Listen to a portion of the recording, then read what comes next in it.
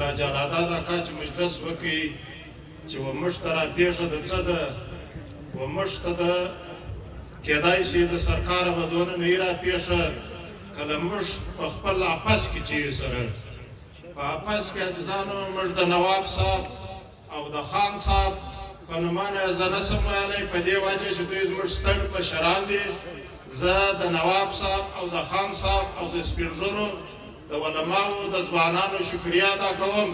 چې دوی په دا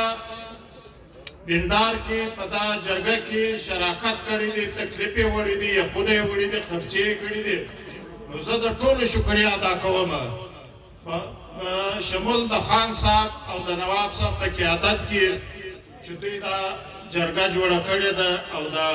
پښتانه یې راغونډ کړي دي پر یوه ځای باندې نو زه د دوی ډېره شکریه ادا کوم پاتې چې څو د قومو مجلس اور زموږ د بې اتفاقۍ مجلس زموږ یو نقص غټ نقص دا دی چې په پښتانه کې زموږ غرور ډېر بدماشه دی هغه په دې وجه بدماشه دی چې یو موالي یو چرسي راپورته سي زموږ په علماو پسې زموږ په سپین ږیرو پسې زموږ په نوابانو پسې زموږ خلکو ته په سپکه وګوري باید دا شان زموږ په پښتانه کول کې نه وي باید پښتون له خیبره در چتراله در کندهاره در افغانستانه پښتون یو پښتون دی موږ به ګرد غیږ پر لره ګرځوو او موږ به د هر یوه درناوی کوو هر قوم چې دی دلته چې څه قومونه راغلي دي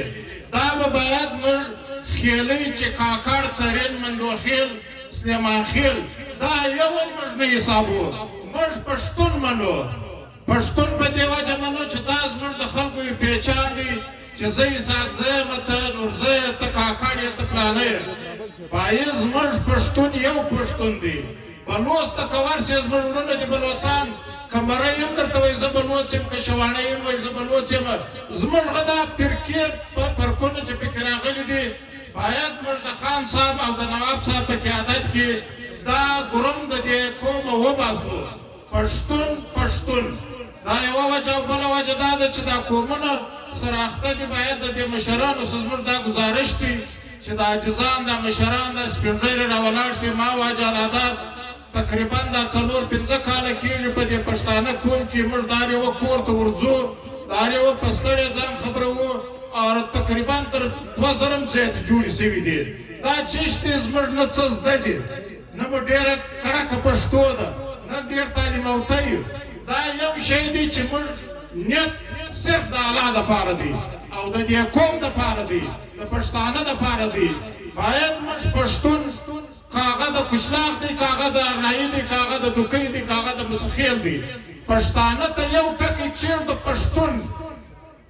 اول به موږ پښتون منو بیا به موږ دا پښې څه دي دا پښې دي او په ځای باندې چې سره